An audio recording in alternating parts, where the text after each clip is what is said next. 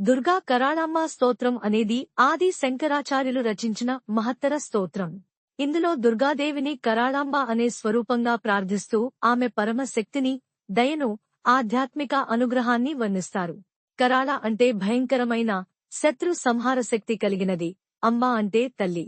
కాబట్టి కరాళాంబ అంటే శత్రు నాశన శక్తి కలిగిన దేవి. కానీ భక్తుల పట్ల అతి మధురంగా ప్రసన్నంగా ఉండే తల్లి స్వరూపం. ప్రాముఖ్యత. అంశం వివరణ. శత్రునాశనం. అమ్మవారి భయంకర స్వరూపాన్ని స్మరించటం వల్ల మన జీవితంలోని అశుభ శక్తులు తొలగిపోతాయి. శాంతి, భద్రత. భయం, కలవరము, అయోమయం తొలగించి మనస్సుకు శాంతిని అందిస్తుంది.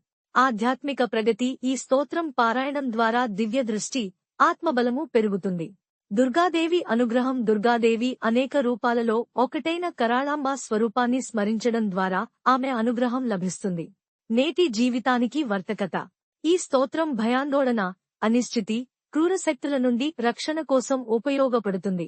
వ్యాధులు, నష్టాలు, ఆర్థిక సమస్యలు వచ్చినప్పుడు ఈ స్తోత్రాన్ని పారాయణ చేయవచ్చు. సాధకులు దీనిని మంత్రసిద్ధికి ముందు పఠిస్తారు, శక్తిని ఆవాహన చేయడానికి. ఒక చిన్న ఉదాహరణ శ్లోకం. కరాళాంబే కాళికే శంభుహృదయే కపాలమాలాధరే భయాన్నాశయ శూలపాణి సహజానందప్రదే భైరవి. ఈ శ్లోకం ద్వారా అమ్మవారి భయంకరత్వం, దయ మరియు భక్తికి కలిగే అనుగ్రహం పూర్తిగా తెలియజేస్తారు. సారాంశం. దుర్గా కరాళాంబ స్తోత్రం ఒక శక్తిమంతమైన స్తోత్రం. ఈ స్తోత్రాన్ని పఠించడం ద్వారా భయాలను తొలగించి ధైర్యాన్ని నింపుతుంది, అలాగే అమ్మవారి అనుగ్రహం అందిస్తుంది. భక్తితో, శ్రద్ధతో పఠించినప్పుడు అది ఆత్మకు శక్తిని, జీవితానికి శాంతిని అందించగలదు.